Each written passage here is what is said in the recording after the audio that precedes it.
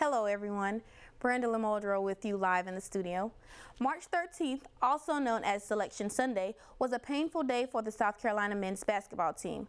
That's when they found out they were denied a spot in the NCAA tournament, despite going 24-8. Turns out that day was even more painful.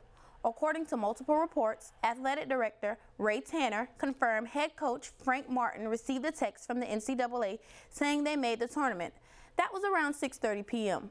10 minutes later, however, another message coming from the NCAA stated they were not going to the big dance, that the invitation was a mistake. Remember, the bracket was leaked on social media during the selection show. Here's the apology from the NCAA Vice President of Men's Basketball Championships, Dan Gavin. Unfortunately, during the selection show, a junior men's basketball staff member mistakenly sent a text to a member of the University of South Carolina Athletics Department staff via an app we used for the first time during the 2016 tournament. The text was supposed to go to all teams congratulating them for making the tournament. Regrettably, a text meant for another institution went to South Carolina instead. While the Gamecocks were given serious consideration, at no time during the selection process was South Carolina voted into the field. Ultimately, they were one of the last 4 teams left out of the tournament. I take full responsibility for the clerical error and apologize to Coach Martin, his staff and team, and the entire University of South Carolina community. More USC hoop stuff. The Gamecocks will play at Madison Square Garden next season. The Under Armour reunion against Seton Hall will take place. The contest is set for December 12th. It's part of a doubleheader that also features Boston College and Auburn. South Carolina hasn't played the Pirates since a 1-point win in 1974. That meeting was at Madison Square Garden as well. SC State had its pro day yesterday in Orangeburg. 13 former players worked out for representatives from the NFL and Canadian football leagues. Some of you know the Bulldogs' top prospect, the beastly lineman Javon Hargrave. The 2-time MEAC Defensive Player of the Year has done well at various events since the 2015 season, but he knows he has to keep standing out because he played at the FCS level.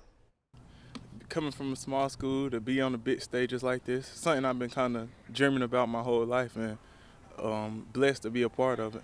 Coming from here, you got to be different. You can't really do what everybody else do, and you just, set yourself apart, and when everybody else doing something else, you here working and just trying to be better, because you're really not competing with, I guess, people in this position. At these schools, you competing against the bigger schools. The Citadel had its pro day today. 5 Bulldogs got a chance to shine in front of scouts from a few NFL teams.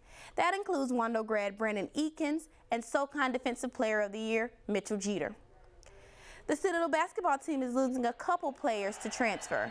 The school confirmed today forwards Connor Schroeder and Quandale Newton are leaving the program. Schroeder averaged almost 6 points per game in his freshman season, playing in all but 2 contests. Newton hardly played in his freshman year with the military college. The River Dogs announced some of the participants for the May 27th Legends of the South exhibition games at Riley Park. Former South Carolina head coach and World Series MVP Bobby Richardson will be the Yankees' third base coach, and Denny Neagle and Marquise Grissom are set to play for the Braves squad. More on the roster is available on live5news.com. The craziest weekend of big events in the Lowcountry started today with the 68th Azalea Invitational at the Country Club of Charleston. Patrick Kristovich of New Orleans and William Bull from Alabama had the lead at 5 under after 18 holes. Defending champ Todd White of Spartanburg shot an ever par 71. He's 5 strokes off the lead. That's going to do it for sports. We'll be back right after this.